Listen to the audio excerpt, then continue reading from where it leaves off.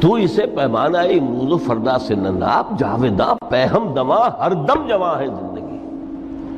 اس میں یہ وقفہ جو ہے خلق الموت والحیات لیبلوکم ایکم احسن عملا، یہ اس جسد کے ساتھ اس روح کا اتصال، اور یہ 30 40 50 60 70 80 100 برس کی عمر، یہ ایک وقفہ ہے، یہ امتحانی وقفہ ہے، تمہیں جانچا جا رہا ہے، پرکھا جا رہا ہے۔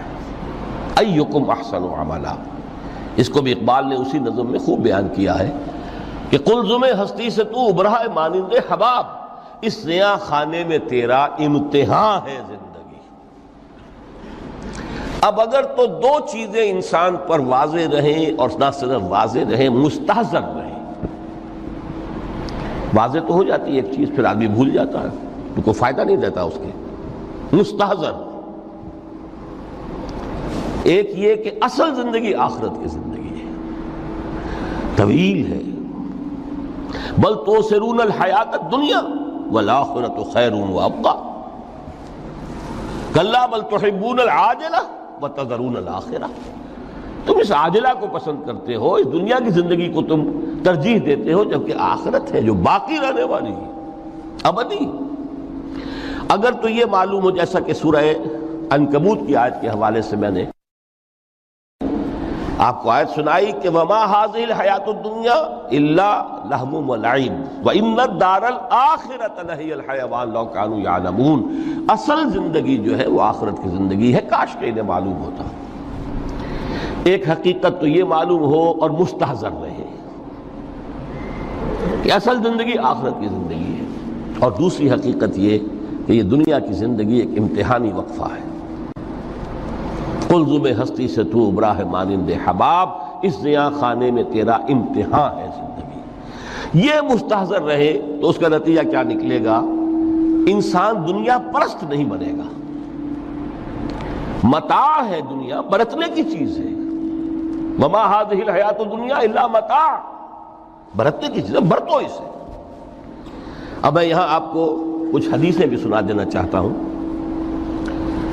ایک حدیث میں حضور نے عجیب نقشہ کھینچا ہے، مالی ولی دنیا،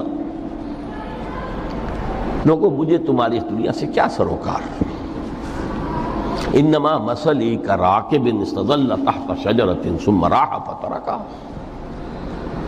میری مثال تو اس سوار کسی ہے جو تھوڑی دیر کے لیے کسی درخت کے سائے میں سستانے کے لیے رک جاتا ہے۔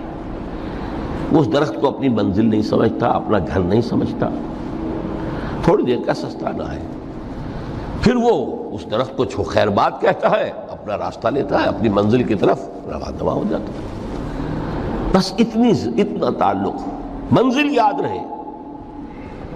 چنانچہ ایک دوسری بڑی پیاری حدیث ہے، بہت مختصر بھی ہے، انما الدنیا خلقت لکم وانتم خلقتم للآخرہ،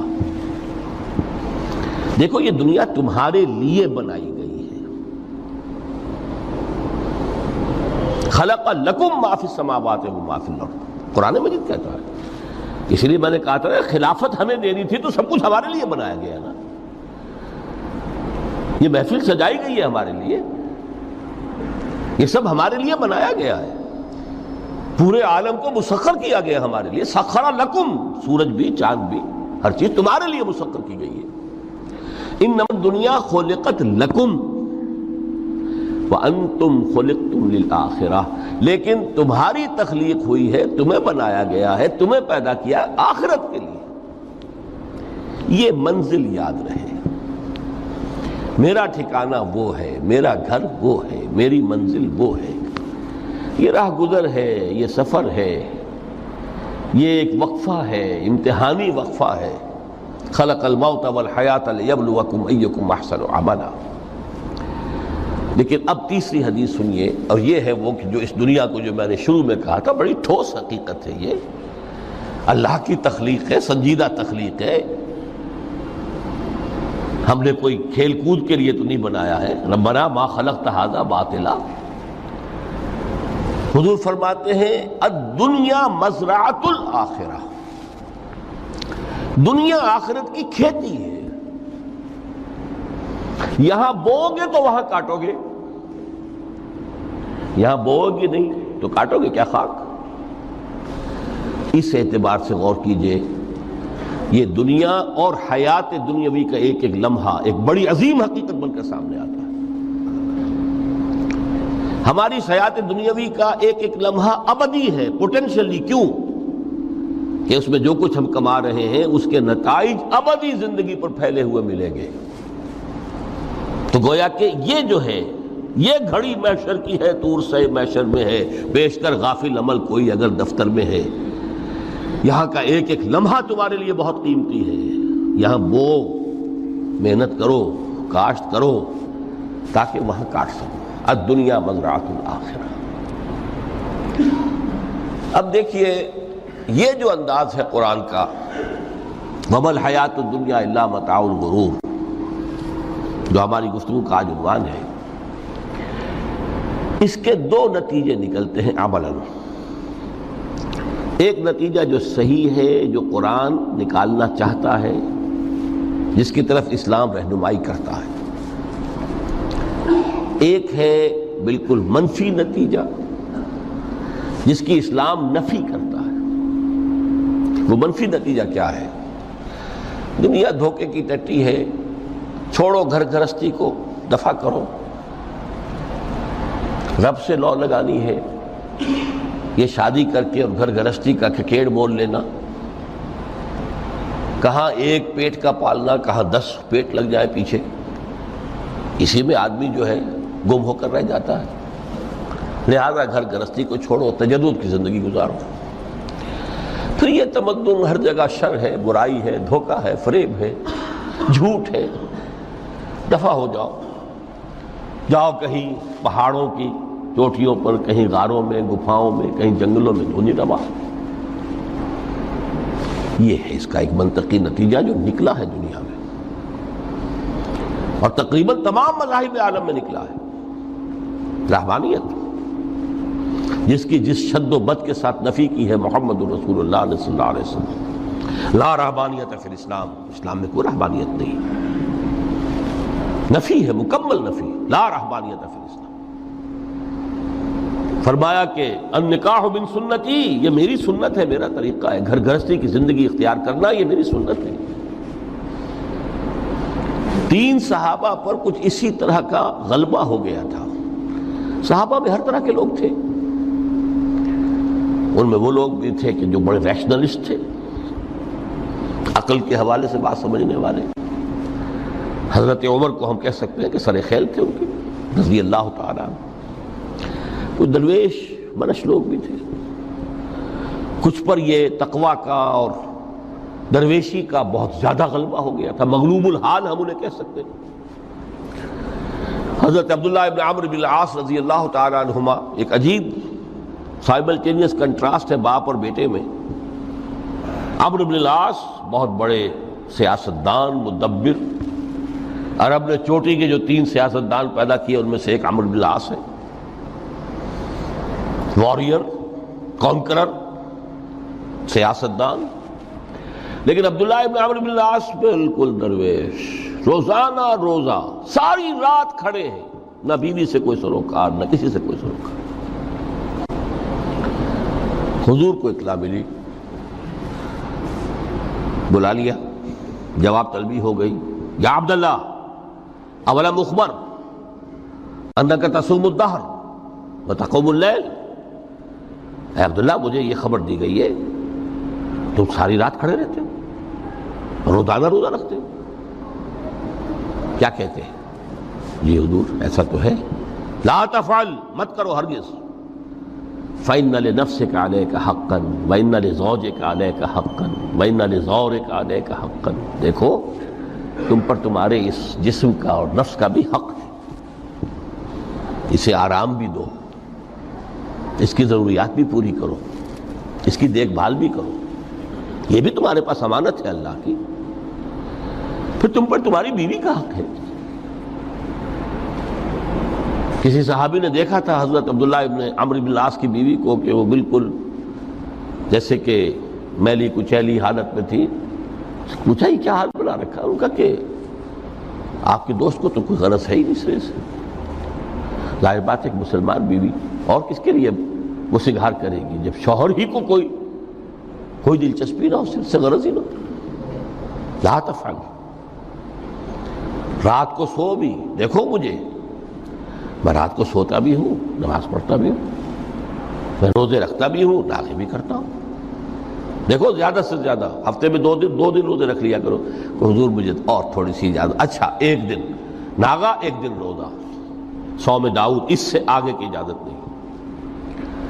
اسی طرح 3 حضرات سراسراہتن آتا ہے حدیث میں، بخاری شریف کی روایت ہے، ان پر بھی کوئی ایسا ہی غلبہ ہوا رہبانیت کا اور ترک دنیا کا. انہوں نے آ کے ازواج مطہرات سے معلوم کیا آپ کتنی رات نماز پڑھتے ہیں، کتنا دو سوتے ہیں، مہینے میں کتنے آپ روزے رکھتے ہیں نفلی. انہوں نے کوئی، وہاں تو کھلی کتاب تھی سیرت محمد صلی اللہ علیہ وسلم، جو کچھ تھی حقیقت بیان کر. اب دیکھیے ایک عجیب ذہنیت، انہوں نے دیکھا کہ یہ تو کم ہے، ان کے اندازے کے اعتبار سے تو بہت کم ہے، لیکن یہ کہ اپنے آپ کو ذرا تسلی، حضور کی تو کوئی ضرورت نہیں ہے، آپ تو معصوم ہیں، آپ کے سے کوئی گناہ نہیں ہوا، کوئی خطا نہیں ہوئی، آپ کے لیے تو یہ اتنی عبادت ہمارے لیے تو کافی نہیں ہے، ہم تو گناہ گار ہیں. ایک نے عہد کیا کہ میں کبھی نہیں سوؤں گا، رات بھر کھڑا رہوں گا. دوسرے نے کہا کبھی ناغا نہیں کروں گا، ہر روز روزہ رکھوں گا. تیسرے نے کہا میں شادی بیاہ کے کھکیڑ میں پڑوں گا نہیں. حضور کو اطلاع مل گئی، طلب فرمایا، ڈانٹا آپ نے، آپ لوگوں نے یہ کہا ہے؟ جی ہاں ہم نے کہا تو ہے. واللہ، خدا کی قسم، میں تم میں سب سے بڑھ کر متقی ہوں، لیکن میں رات کو سوتا بھی ہوں اور نماز بھی پڑھتا ہوں، روزے رکھتا بھی ہوں، ناغے بھی کرتا ہوں. میری گھر گرستی کی زندگی ہے، میری بیویاں ہیں. من رغب عن سنتی فلیس منی، یہ ٹکڑا جو جوڑ دیا جاتا ہے نکاح کے خطبے میں اس حدیث کے ٹکڑے کے ساتھ، یہ 2 علیحدہ حدیث ہے بالکل. النکاح من سنتی، اور یہ ٹکڑا اس طویل حدیث کا ہے، من رغب عن سنتی فلیس منی، جو میری سنت کو پسند نہیں کرتا پھر اس کا مجھ سے کوئی تعلق نہیں. یہ تو میں نے احادیث کے حوالے سے آپ کو وہ جو منفی طرز عمل، گریز، دنیا سے تعلق منقطع کرنا، پسپائی، گریز، فرار، اور اس کا نتیجہ کیا نکلتا ہے کہ دنیا پھر شریروں کے لیے رہ گئی، کھیلیں کودیں عیش کریں. جو سلیم الفطرت نیک لوگ تھے وہ تو گئے، لہذا ان کو اب کوئی روک ٹوک کرنے والا ہی نہیں، کوئی پوچھنے تاشنے والا نہیں. ظالم جو چاہے ظلم کریں اور جس طرح چاہیں شریر جو ہے شرارتیں کریں. قرآن مجید میں سورہ حدید اس اعتبار سے نہایت عظیم صورت ہے، نہایت عظیم صورت ہے کہ وہاں یہ آیت بھی بہت ہی شاندار انداز میں آئی ہے، متاع الغرور والی، خاصی طویل آیت بن کر آئی ہے. اور جیسا کہ میں نے عرض کیا 4 جگہ تو حیات دنیاوی کو کہا گیا ہے صرف لہو و لعب یا لعب و لہو، لیکن یہاں جو ہے آیت نمبر 20، اعلموا انما الحیات الدنیا لعب و لہو و زینت و تفاخر بینکم و تکاثر فی الاموال والاولاد. 5 الفاظ کے حوالے سے اس حیات دنیاوی کے کچھ حقائق بیان کیے گئے. عام طور پر سرسری طور پر لوگ گزر گئے ہیں. محاورتاً جب بھی آتا ہے معاملہ لہو لعب، لعب و لہو، وہ تو 4 جگہ ہے، یہاں 3 الفاظ مزید آئے ہیں. اور ترکیب کیا؟ پہلے لعب ہے پھر لہو ہے. سورہ عنکبوت میں لہو و لعب یہ در حقیقت ایک طرح سے محاورے کی شکل اختیار کر گیا، تماشا اور کھیل، لیکن نہیں، یہاں ترتیب کچھ اور ہے. اس پر اگر آپ غور کریں گے تو یہ ایک عجیب سا نقشہ سامنے آتا ہے. حیات دنیاوی کے 5 ادوار، جن میں سے ہر دور میں ایک شے انتہائی اہم ہوتی ہے، توجہ کا مرکز بنی ہوتی ہے. ابتدائی دور ہے، بالکل بچہ بھی ہے، کھیل، بس لعب، اس کے سوا اسے کوئی زندگی سے سروکاری نہیں، زندگی کے تلخ حقائق ابھی اسے معلوم نہیں. بھوک لگی تو رو پڑے، ماں نے دودھ پلانا ہے، کھلانا ہے، ان سے تو کچھ نہیں کرنا اس نے. وہ لعب، کھیل. لیکن تھوڑا سا آگے چلتے ہیں، ٹین ایجر سٹیج میں جب داخل ہوتا ہے آدمی تو اب وہ نرا کھیل، معصومانہ کھیل نہیں رہتا، اس میں تلذذ، سینشول گریٹیفیکیشن کا عنصر شامل ہو جاتا ہے۔ اب اس کا کہا لہو، اعلموا انما الحیات الدنیا لعب و لہو۔ ذرا آگے بڑھئے تو انسان پر سب سے زیادہ دھن سوار ہو جاتی ہے، بناؤ سنگھار، میرا لباس فیشن کے مطابق ہو، کہیں ایسا نہ ہو مذاق اڑے۔ اپنے لباس کے بارے میں بہت کانشیس ہوگا، اپنے ہیئر کٹ کے بارے میں بہت کانشیس ہوگا، ہر چیز کے بارے میں بہت کانشیس۔ زینت، بناؤ سنگھار، آرائش، زیبائش۔ اس سے ذرا آگے گئے، تکاثر فی الاموال والاولاد، تفاخر بینکم۔ یہ سمجھیے کہ تقریباً 30 برس کی عمر جب انسان کی ہوتی ہے، اب فخر، تفاخر، یا دولت پر فخر ہوگا، یا نسب پر فخر ہوگا، یا اپنی کسی سیاسی حیثیت پر فخر ہوگا، اپنی چودراہٹ پر فخر ہوگا۔ تفاخر بینکم، جس میں جان میں چونکہ توانائی ہوتی ہے، قوت ہوتی ہے، لیکن اس کے بعد جب عمر ڈھلی بڑا ریئلسٹک ہو جاتا ہے انسان۔ پھر یہ جو چوتھی سٹیج تھی، اس میں تو یہ کہ مونچھ نیچی نہ ہو، چاہے سب کچھ میں اپنا خرچ کر دوں، داؤ پہ لگا دوں، لیکن مونچھ نیچی نہیں ہوگی۔ آخری سٹیج وہ ہوتی ہے کہ پھر ہوکا لگ جاتا ہے آدمی کو، تکاثر فی الاموال والاولاد، مال اور اولاد کی کثرت کثرت کثرت۔ اب یہ ہوتا ہے کہ مونچھ نیچی کیا، مونڈ بھی دی جائے تو کوئی حرج نہیں، مال آنا چاہیے، ویری ریئلسٹک۔ اور اسی حال میں انسان ہوتا ہے، آخری پارے کی صورت نے پھر اس میں ایڈ کر کے اس کے اوپر مہر لگا دی، الہاکم التکاثر حتی زرتم المقابر۔ یہ تکاثر جو ہے پیچھا نہیں چھوڑتا۔ اتنی دولت بھی ہے کہ آپ کی 10 نسلیں کھا سکے اطمینان سے بیٹھ کر، تب بھی صبر نہیں ہوتا۔ بڑے میاں کی ٹانگیں جو ہیں وہ قبر میں لٹکی ہوئی ہیں، لیکن تکاثر جو ہے، تکاثر مال، وہ پیچھا نہیں چھوڑتا۔ حتی زرتم المقابر، یہاں تک کہ قبروں تک جا پہنچے، قبر میں اتار دیا جائے، جب تک ٹانگیں صرف لٹکی ہوئی ہیں اس وقت تک نہیں۔ اس کے بعد تشبیہ دی ہے کہ یہ حیات دنیاوی کا جو ایک سائیکل ہے، اعلموا انما الحیات الدنیا لعب و لہو و زینت و تفاخر بینکم و تکاثر فی الاموال والاولاد۔ اب اس کو کمپیئر کیا ہے پلانٹ کنگڈم میں جو سائیکل چل رہا ہے۔ یہ ہمارا سائیکل ہے 60-70 برس کا، بچہ پیدا ہوا، خوشیاں منائی گئیں، پھر وہ لڑکپن سے، پھر ٹین ایجر سٹیج سے، پھر جوانی ہے، پھر ادھیڑ عمر ہے، اور پھر بڑھاپا ہے، اور پھر قبر میں اتارا جانا ہے۔ لیکن یہ کہ پلانٹ کنگڈم میں سائیکل چلتی ہے، کمثل غیث اعجب الکفار نباتہ ثم یہیج فتراہ مصفرا ثم یکون حطاما۔ یہ 4 سٹیج ہیں۔ جیسے بارش برستی ہے تو سبزہ نمودار ہوتا ہے، اور کاشتکار کو بڑا اچھا لگتا ہے، اس نے بیج بویا تھا، اس نے محنت کی تھی، اس نے ہل چلایا تھا، اعجب الکفار نباتہ، اس کو بہت اچھا لگتا ہے، دل باغ باغ ہو جاتا ہے۔ جیسے آپ کے یہاں بیٹا ہوا، پوتا ہوا، خوشیاں مناتے ہیں آپ۔ کمثل غیث اعجب الکفار نباتہ ثم یہیج، پھر وہ فصل اپنی پوری قوت کو پہنچتی، فصل لہرا رہی ہے، فتراہ مصفرا، پھر وہ زرد ہو جاتی ہے، وہ ہریاول اب ختم ہوئی، اب فصل پک گئی ہے، اب وہ زردی پر آ گئی ہے۔ ثم یکون حطاما، پھر وقت آتا ہے، اگر وہ خضرو گھاس ہے تو پھر وہ چورا چورا ہو کر پھر وہ مٹی میں مل جاتی ہے، اور اگر فصل ہے تو کھیتی کٹ گئی، اس کے بعد کیا رہ گیا وہاں، وہ چورا ہی رہ جاتا ہے باقی۔ یہ لائف کا سائیکل چل رہا ہے، 3 مہینے کا ہو، 4 مہینے کا ہو، یہ ہے پلانٹ کنگڈم کا، وہ ہے سائیکل انسانی زندگی کا۔ اب فرمائی ٹیپ کی بات جو ہے وفی الآخرۃ عذاب شدید ومغفرۃ من اللہ ورضوان۔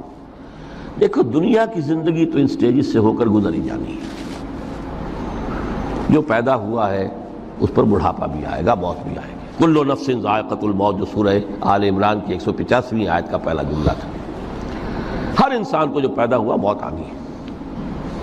اب یہ ہے کہ وہ کہیں آپ نے محل میں گزار لی زندگی، کسی کٹیا میں گزار لی زندگی، کسی کی فٹ پاتھ پر گزر گئی زندگی۔ زندگی گزر جاتی ہے، گزرتی ہے، اور ان 5 سٹیجز میں سے ہو کر گزرتی ہے۔ آپ گندی گلیوں میں بچوں کو کھیلتے ہوئے دیکھتے ہیں، وہ بھی کھیل رہے ہوتے ہیں، نالیوں کے پانی کے اندر کھیل رہے ہوتے ہیں، ان کا بھی کھیل ہے، گندے جوہڑ میں کھیل رہے ہوتے ہیں۔ وہ تو ہے زندگی کی وہ سٹیج جو ہے کھیل کی ہے۔ کسی کے پاس بڑے قیمتی کھلونے ہیں، ان سے کھیل رہا ہے، کوئی اس طرح گلی ڈنڈا کھیل رہا ہے یا کچھ اور کھیل رہا ہے، لیکن وہ 5 سٹیجز تو آئیں گی۔ اعلموا انما الحیات الدنیا لعب ولہو وزینۃ وتفاخر بینکم وتکاثر فی الاموال والاولاد کمثل غیث اعجب الکفار نباتہ ثم یہیج فتراہ مصفرا ثم یکون حطاما وفی الآخرۃ عذاب شدید ومغفرۃ من اللہ ورضوان۔ آخرت میں جا کر یہ بائیفرکیشن ہو جانی ہے، یا تو شدید عذاب اور یا اللہ کی مغفرت اور رضا۔ Now the choice is yours، اما شاکرا و اما کفورا، فیصلہ تم خود کر لو۔ وما الحیات الدنیا الا متاع الغرور، یہاں بھی آخری الفاظ وہ ہے کہ دنیا کی زندگی دھوکے کے سوا کچھ نہیں۔ کیوں؟ اگر تو دنیا کی زندگی میں گم ہو گئے، جیسے کہ اقبال نے کہا ہے کہ کافر کی یہ پہچان کے آفاق میں گم ہے، اور مومن کی یہ پہچان کے گم اس میں ہے آفاق۔ دنیا میں رہو، طالب دنیا نہ بنو، طالب عقبہ، طالب آخرہ۔ دنیا میں رہو، برتو، استعمال کرو، تمہارے لیے پیدا کیا گیا، بھائی برتو، متاع ہے، برتنے کی شے ہے۔ ہاں حلال اور حرام کی پابندیاں سامنے رکھو، باقی برتو۔ مطلوب یہ نہ ہو، مقصود یہ نہ ہو، مطلوب آخرہ ہو۔ انما الدنیا خلقت لکم وانتم خلقتم للآخرہ۔ منزل وہ رہے، مستحضر رہے، سامنے رہے کہ میں تو اجنبی ہوں، یہاں یہ میرا وطن نہیں ہے۔ الدنیا سجن المومن و جنت الکافر۔ جیسے کسی پرندے کو کسی پنجرے میں بند کر دیا گیا ہو، اس طرح ہمیں اس دنیا میں بھیج دیا گیا، اللہ کی مرضی ہے، اس نے بھیجا ہے۔ جب تک وہ چاہتا ہم رہیں گے یہاں، لیکن ہمارا دل یہاں نہیں لگے گا۔ بازار سے گزرا ہوں، خریدار نہیں ہوں، طالب دنیا نہ ہو، تب تو یہ کوئی دھوکے کا سودا نہیں، وطن نہیں، بالکل نہیں۔ حضور نے خود فرمایا مجھے تمہاری اس دنیا میں سے فلاں فلاں چیزیں بہت پسند ہیں، اور کس قدر ریئلسٹک ہیں۔ آپ نے عورتوں کے بارے میں فرمایا مجھے اس دنیا سے پسند ہے عورت۔ کوئی تصنع اور کوئی بھی تکلف اور کوئی خلاف فطرت بات نہیں کی محمد رسول اللہ صلی اللہ علیہ وسلم۔ آنکھوں کی ٹھنڈک میری نماز میں ہے، مجھے خوشبو پسند ہے، عورت کی طرف بھی آپ کا رجحان تھا۔ قرآن مجید میں آتا ہے نا، اے نبی اب کوئی اور نکاح آپ نہیں کریں گے، وَلَوْ أَعْجَبَتْكَ حُسْنُهُنَّ، چاہے ان کا حسن جو ہے وہ آپ کو اچھا لگے، اب اجازت نہیں ہے مزید، بس فل سٹاپ، جتنے نکاح ہو چکے ہو چکے۔ تو یہ دنیا کو حضور نے صلی اللہ علیہ وسلم دنیا پر سوار رہو، دنیا کو اپنے اوپر سوار نہ ہونے دو، بس بات صرف یہ ہے۔ کافر کی یہ پہچان کہ آفاق میں گم ہے۔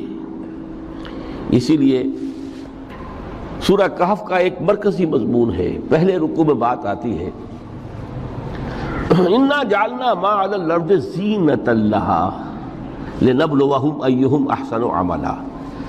ہم نے اس دنیا پر جو کچھ ہے، یہ اسکائی اسکریپرز بن گئے ہمارے زمانے میں، اور یہ شاندار بلڈنگز ہیں، اور یہ کچھ ہے، ہم نے زینت اور زیبائش اور آرائش بنا دیا ہے تاکہ آزمائیں۔ انہی کے حسن کے شکار ہو جاتے ہو اور ان کے پرستار بن کر رہ جاتے ہو۔ رخ روشن کے آگے شمع رکھ کر وہ یہ کہتے ہیں ادھر جاتا ہے دیکھیں یا ادھر پروانہ آتا ہے، پھر بھی اللہ ہی کے عاشق بنے رہو، اللہ ہی سے محبت کرو تو کامیاب ہو گئے۔ دنیا کو برتو. اگر دنیا یہ عروس ہزار داماد جو ہے اگر کہیں یہ محبوبہ بن گئی تو گئے ختم. اچھا دیکھیے اس سورہ حدید میں اب یہ دنیا کی حقیقت کو اس طرح بیان کر کے دو نتیجے جو اس سے نکلتے ہیں ان کو علیحدہ علیحدہ بیان کر دیا. ایک نتیجہ جو میں بیان کر چکا رہبانیت ترک دنیا، اس کی نفی کرتے ہوئے فرمایا وَلَقَدْ أَرْسَلْنَا نُوحًا وَإِبْرَاهِيمَ وَجَعَلْنَا فِي ذُرِّيَّتِهِمَا النُّبُوَّةَ وَالْكِتَابَ فَمِنْهُمْ مُهْتَدٍ وَكَثِيرٌ مِّنْهُمْ فَاسِقُونَ ثُمَّ قَفَّيْنَا عَلَىٰ آثَارِهِمْ بِرُسُلِنَا وَقَفَّيْنَا بِعِيسَى ابْنِ مَرْيَمَ وَآتَيْنَاهُ الْإِنجِيلَ وَجَعَلْنَا فِي قُلُوبِ الَّذِينَ اتَّبَعُوهُ رَأْفَةً وَرَحْمَةً وَرَهْبَانِيَّةً ابْتَدَعُوهَا مَا كَتَبْنَاهَا عَلَيْهِمْ. اصل مضمون یہ تھا جس کے لیے تمہید اتنی لمبی باندھی. ہم نے نوح کو بھیجا، ابراہیم کو بھیجا، ان کی اولاد میں ہی نبوت اور کتاب رکھ دی. پھر ان کے نقش قدم پر ہم نے اٹھایا عیسیٰ ابن مریم کو، انہیں انجیل دی. اور جو لوگ ان پر ایمان لائے ان کے دلوں میں رحمت اور رافت کے جذبات پیدا کر دیے، انسانی ہمدردی. حضرت عیسیٰ کا جو اپنا مزاج تھا ظاہر بات ہے کہ آپ کے حواریین اور آپ پر ایمان لانے والوں میں اسی کا ایک عکس پیدا ہونا تھا. لہذا وہ ایک خاص کیفیت، لیکن فرمایا ایک شے کو انہوں نے بدعت کے طور پر ایجاد کر لیا وَرَهْبَانِيَّةً ابْتَدَعُوهَا مَا كَتَبْنَاهَا عَلَيْهِمْ. رہبانیت کی انہوں نے بدعت ایجاد کر لی، یہ انہوں نے کی ہے، ہم نے یہ ان پر فرض نہیں کی تھی. یہ ہے وہ منفی نتیجہ. گریز، خانقاہوں میں جا کر بیٹھ جاؤ، موناسٹسزم، تجرد کی زندگی گزارو. نتیجہ اس کا کیا نکلتا ہے کہ بظاہر راہب اور راہبائیں رہ رہی ہیں اور رہ رہے ہیں، اور اندر جو حرام کاری کے بازار چل رہے ہیں اور تہخانوں کے اندر حرامی بچوں کی قبروں کے قبرستان بنے. ہسٹری آف کرسچین موناسٹسزم پر کتابیں پڑھ لیجیے، خود انہوں نے اپنے سارے جو ہیں بخیے ادھیڑ کر خود رکھ دیے. یہ رہبانیت یہ اسلام کا راستہ نہیں ہے. احادیث کے حوالے سے میں آپ کے سامنے پہلے بیان کر چکا ہوں. میں بعد میں تھوڑا سا عرض کروں گا کہ ہمارے ہاں بھی یہ رسم کیوں آئی اور کیسے آئی. الحمدللہ اس درجے میں نہیں آئی جس درجے میں کہ کرسچینٹی میں آئی ہے، الحمدللہ ثم الحمدللہ، لیکن کسی درجے میں اگر آئی ہے تو کیوں آئی ہے یہ میں بعد میں عرض کروں گا. لیکن اس کا مل حیات الدنیا الا متاع الغرور کا دوسرا نتیجہ کیا ہے؟ پہلا نتیجہ تھا گریز کا، پسپائی کا، فرار کا، معاشرے سے نکل بھاگنے کا، تاکہ معاشرے میں اشرار کھل کھیلیں، جو چاہیں کریں. ایک راستہ یہ ہے، ترک دنیا کے معنی ہیں ترک لذات دنیاوی، آسائشوں کو ترک کرنا، سختیاں جھیلنا. کس لیے؟ تاکہ دنیا سے ظلم کا خاتمہ ہو، باطل کا تختہ الٹ دیا جائے، ظلم کا استیصال. ظاہر بات ہے ظالم آسانی سے ظلم نہیں چھوڑے گا. ایکسپلائٹر وعظ و نصیحت سے اپنے ایکسپلائٹیشن سے باز نہیں آئے گا. شاذ ہوتے ہیں اس طبقے کے اندر بھی یقیناً کچھ سلیم الفطرت لوگ ہوتے ہیں، جیسے طبقہ اشرافیہ سے تھے حضرت ابو بکر رضی اللہ تعالیٰ عنہ، سلیم الفطرت انسان تھے. وہ کوئی غلاموں کے طبقے سے تو نہیں تھے، کوئی فقراء کے مساکین کے طبقے میں سے نہیں تھے، اونچے طبقے میں سے تھے. عشرہ مبشرہ اکثر و بیشتر اس طبقے سے تھے.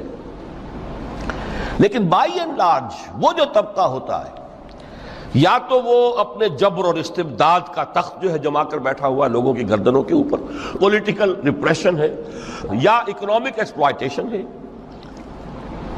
استحصال. محنت لوگ کریں، کھائیں گے ہم، عیش ہم کریں گے.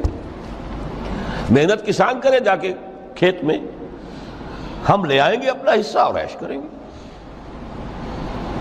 یا کوئی سوشل ڈسکریمنیشن ہے، یہ اونچا ہے یہ نیچا ہے، یہ تو پیدا ہی ہوا ہے شودر، یہ اس سے نکل ہی نہیں سکتا، اور یہ پیدا ہوا برہمن، یہ تو اونچا ہے. اس تینوں قسم کے ظلم، اس کا خاتمہ کرنا، اس کے لیے جد و جہد کی ضرورت ہے، جہاد کی ضرورت ہے، قتال کی ضرورت ہے، اور جہاد و قتال آپ نہیں کر سکتے جب تک کہ لذات دنیاوی سے کنارہ کشی نہ کریں، جب تک کہ اپنی بیلٹ کو ٹائٹ نہ کریں، جب تک کہ اپنی ضروریات زندگی کو کم نہ کریں۔ ضروریات زندگی کم کریں گے تو تفریغ الاوقات ہوگا، جو تبلیغی بھائیوں کی اصطلاح ہے بہت اہم، اپنے وقت کو فارغ کر سکیں گے۔ اس وقت کو فارغ کریں گے تو پھر وہ جد و جہد، وہ محنت، وہ جہاد، اس کے لیے آپ کے پاس وقت ہوگا، اس کو آپ لگا سکیں گے۔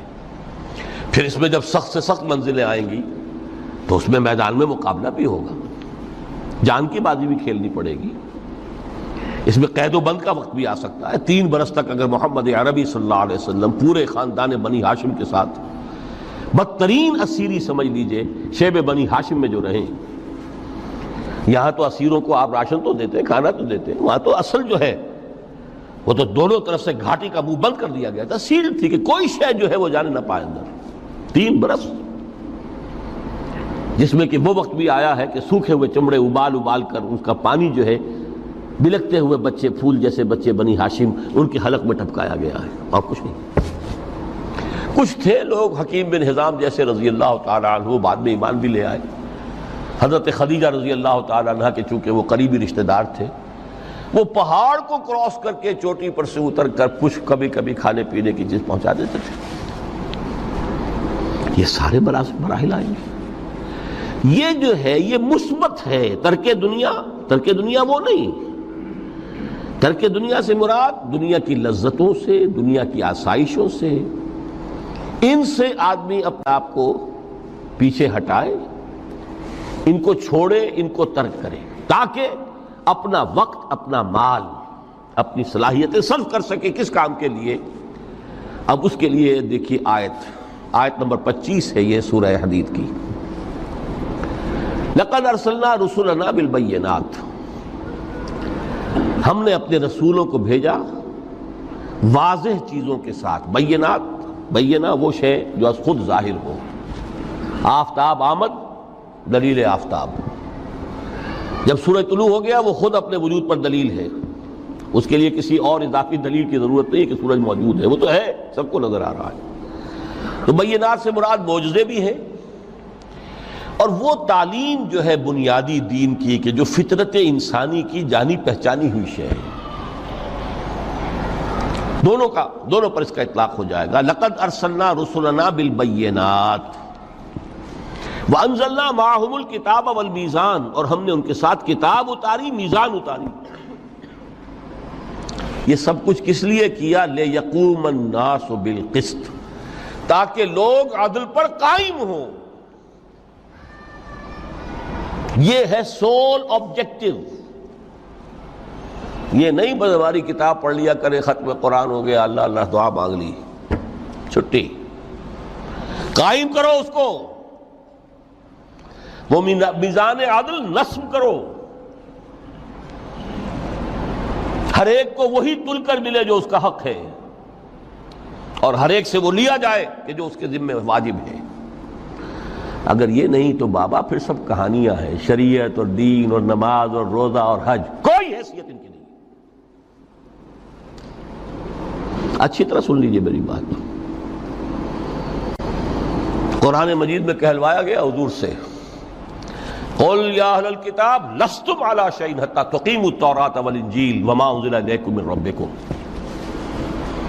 اے نبی ان سے کہہ دیجئے، ہے کتاب والو تمہاری کوئی حیثیت ہی نہیں، ہماری نگاہوں میں تمہارا کوئی مقام ہی نہیں، جب تک کہ تم قائم نہیں کرتے تورات کو اور انجیل کو اور جو کچھ کے نازل کیا گیا تمہاری طرف، تمہارے رب کی طرف سے۔ قائم کرو، پھر آؤ ہم سے بات کرو، ہم سے دعا کرو، ورنہ دفع ہو جاؤ۔ Nothing doing. They don't care for you. لستم علی شیء حتی تقیموا التوراۃ والانجیل وما انزل الیکم من ربکم۔ اب قانون خداوندی تو بدلتا نہیں ہے، نہ فرام پرسن ٹو پرسن، نہ فرام نیشن ٹو نیشن، نہ فرام امہ ٹو امہ، اٹل ہے۔ ولن تجد لسنت اللہ تبدیلا ولن تجد لسنت اللہ تحویلا۔ سنت اللہ تو ایک ہے۔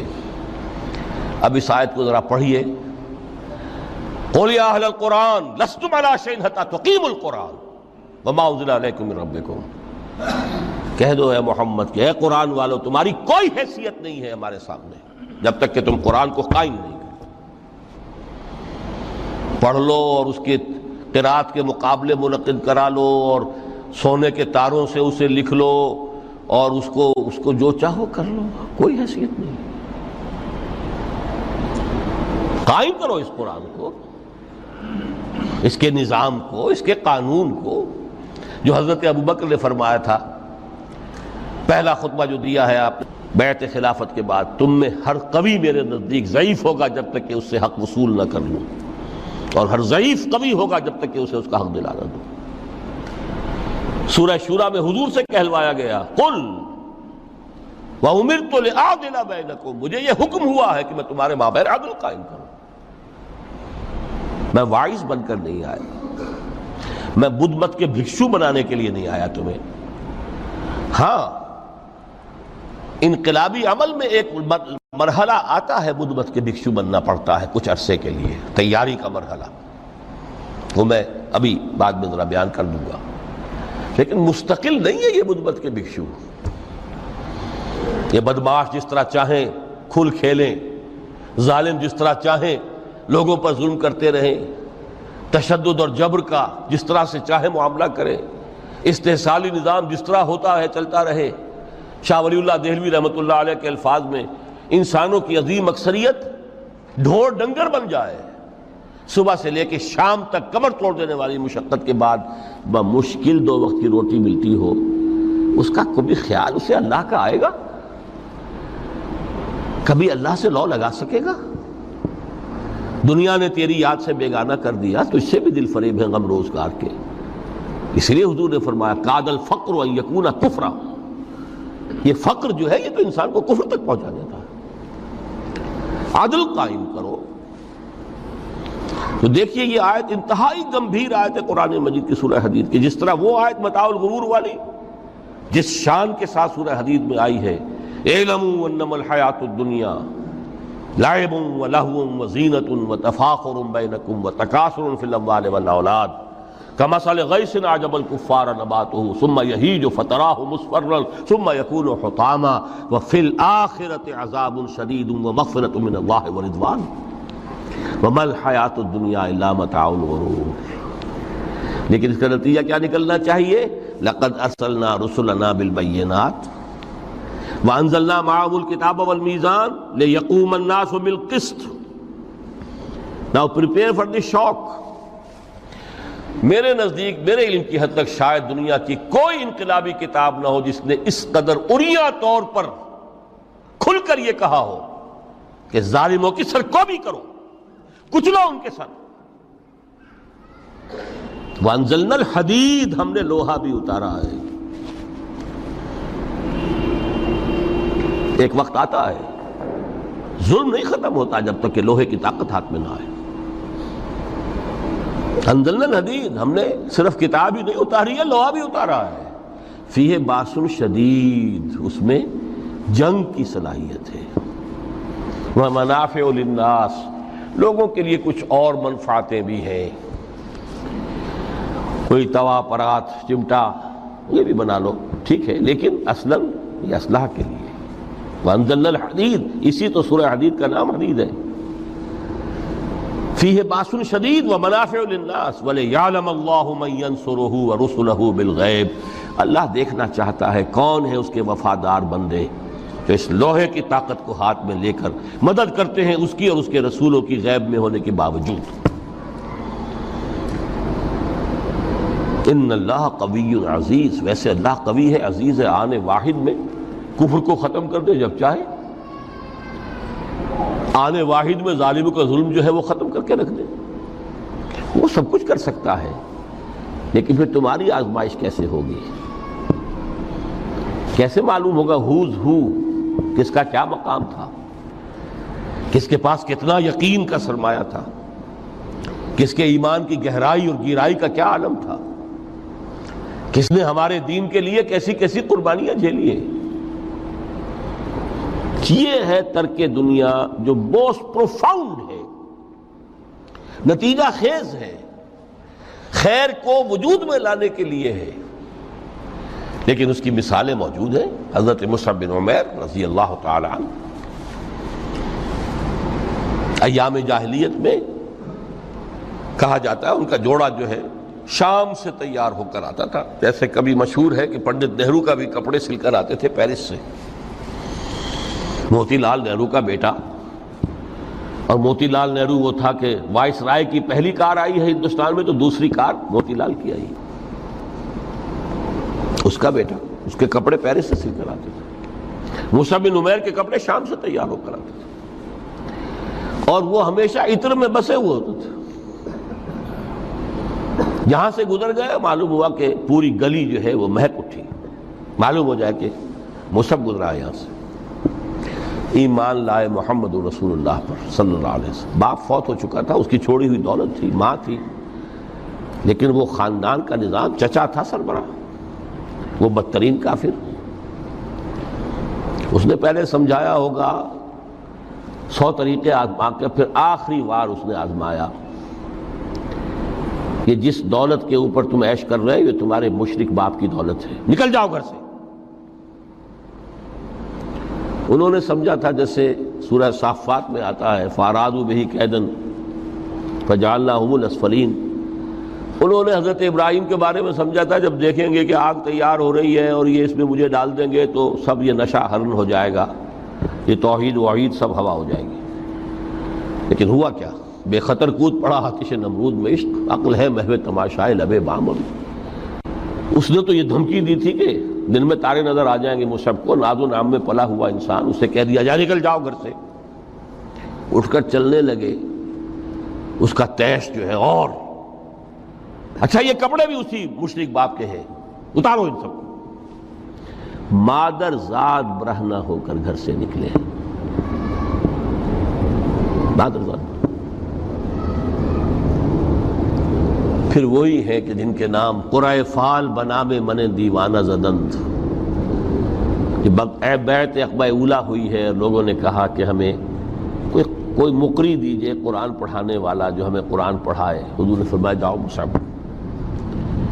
وہ مصعب وہاں جا کر مدینے میں المقری بن گئے، جا المقری، وہ آ رہا پڑھانے والا۔ اور 1 سال کی محنت، دعوت اور تبلیغ اور قرآن کے پڑھانے کے نتیجے میں اگلے سال 75 افراد لا کر حضور کی جھولی میں ڈال دی۔ یہ مصعب ہیں۔ شہادت ہوئی ہے غزوہ بدر میں۔ ایک مرتبہ اس سے پہلے کا واقعہ بھی ہے کہ حضور مسجد میں تشریف فرما تھے، سامنے سے حضرت مصعب گزرے، ایک پھٹا ہوا سا کمبل جسم کے گرد لپیٹا ہوا تھا۔ حضور کی آنکھوں میں آنسو آ گئے۔ از کجا تاب کجا، یہ دیوانہ جو ہے اللہ کا اور رسول کا اور دین کا کہاں سے کہاں پہنچا ہے۔ غزوہ احد میں علم ان کے ہاتھ میں ہے،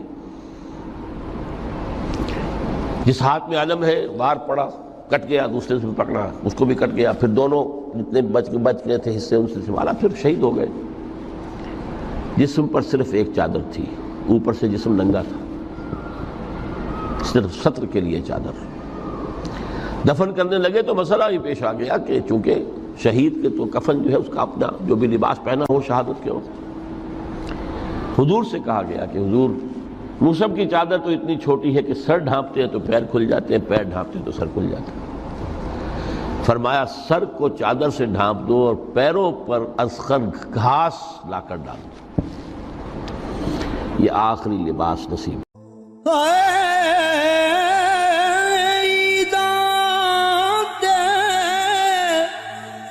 شب رات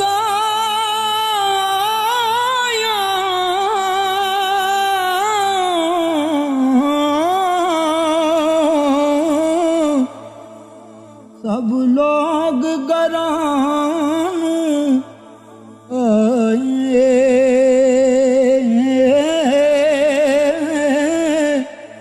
او نہیں آئے او پرت محمد جو آپ ہتھیں دفنائے۔